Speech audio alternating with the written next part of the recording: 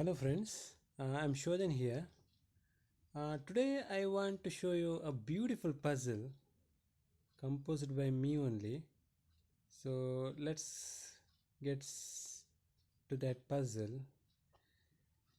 Okay, this is the position, guys. Yeah. Uh, okay, the position is somewhat lost for black. You can see here white is clearly winning. Uh, White has open H file and the pressure on A7 file as well. So white is definitely winning, but it's hard to find a concrete way to win the game. Yeah, the puzzle is it's white to move and win the game. So white must found a beautiful positional move to win this game. Can you find it, guys? Feel free to pause the video and try to get the answer. If you get it, then you are considered to be very good at in chess. It's not an easy move to find. It's a deep move. Yeah. Okay, friends, I hope you tried to find it. The solution for this puzzle is an amazing bishop sacrifice with bishop to b5,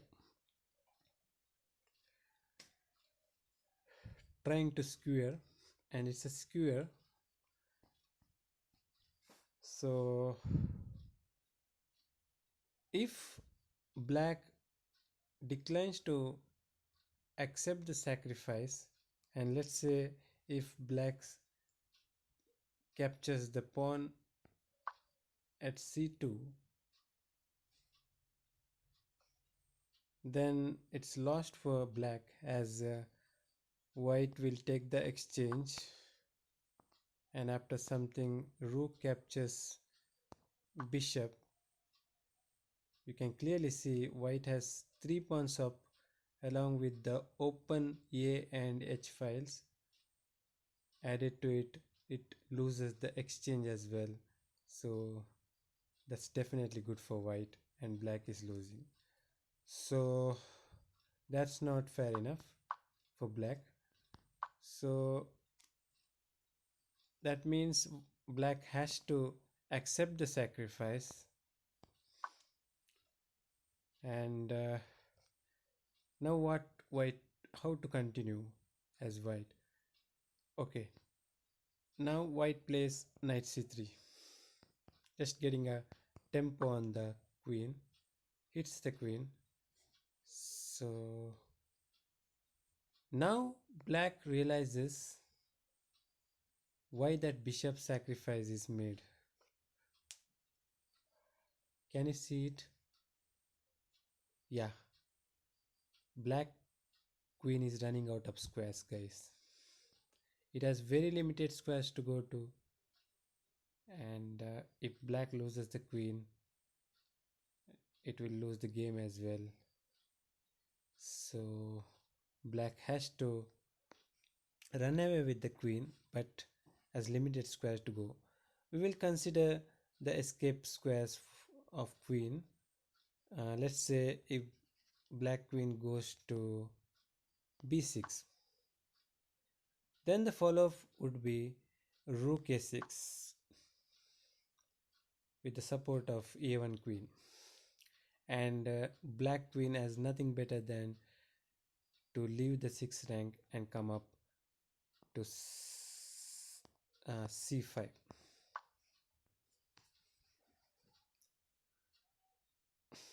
And then white will continue with getting another tempo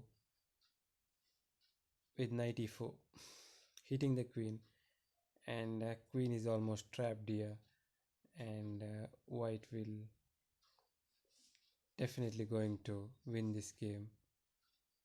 Yeah, this is the. Now let's get back into the initial position. If white goes to, for example, c6 instead of b6, then also rook a6, and white has nothing better than going to d7 square with the queen. And now comes a shocking knight e5, and suddenly black finds his queen is trapped. Queen has nowhere to go. It's gone. So this, uh, we can see, it's really amazing how queen is being trapped in the middle of the board. It's quite often we see here, and this is the case. So let's get back into the initial position where bishop sacrifice is made. So after black accept, actually the funny thing is, actually the bishop sacrifice is not made to trap the queen at all, which black think it is. You might be wondering what the hell I am talking till now. No guys, I'm not telling any lies, but it's the fact. Let's see. I will show you what do I mean. Hmm? So let's see. It's not sacrificed for trapping the queen. Instead, it's done to checkmate the king itself. That would be better, right? So let's get how that happens. Black queen takes the bishop. That's a must move. Knight c3, hitting a tempo on the queen. Queen goes to c5. If it goes to the sixth rank, then we have already seen the variations. It has to come up. So she has to come up. So let's say knight e4, hitting the queen again. And let's say if queen greedily takes the c2 pawn, no other much, no, not many other options left besides taking the c2 pawn. Then white knight gets into a shocking check with knight f6. King has only one square to move to, and after that rh7 is a beautiful checkmate. Amazing step. You can clearly see only two pieces are enough to mate the king by this way. Absolutely beautifully coordinated checkmate we are having on the board right now. So okay, that's the idea of that bishop sacrifice, friends. So let's get back to the position.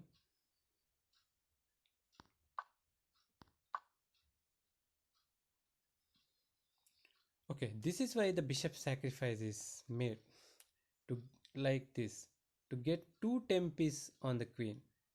First of all, knight c3 followed by knight e4, and then eventually getting onto the f6 square, where an inevitable rook h7 is possible, like this. For example, like this, and rook h7 is mate, unstoppable mate. So this is the idea. Now we get back into the initial position. You might say that why bishop has to sacrifice? Why can why can't white play immediately knight c3 and try to get onto that f6 square with the knight? In that case, friends, Black has a defensive resource, bishop g7. White has time to play because it need not have to play with the queen right now, as there is no threat on the queen. So black can easily play bishop to g7, and white knight will never reach that f6 square in the future. As you can see here, if it tries, for example, somehow it will just be chopped up with that bishop, and that combination which we have seen earlier would not happen. You can see here, this might be winning for white anyway, but it's just prolonged things, and it might be possible black can hold this position with some accurate play. So what an amazing stuff we have seen, friends. That bishop sacrifice is really a beautiful move. And one more thing to notice, that in the initial position, if you say who is the hero, who can make win for white, you might say the rook on h1 is absolutely a killer. And you might even say uh, the a7 pawn pressure would be decisive as well. It is, it might be, but it just prolong things. Or else you can say there is a 3 pawn advantage as well. Okay, so anyway, this bishop sacrifice is absolutely wonderful. But the funny thing is, the bishop on f1 and the knight on b1, which hasn't moved yet, that itself clinches the victory. That's amazing. That makes chess really interesting, friends.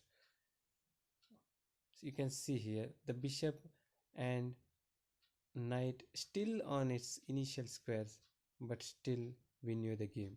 Thanks for watching.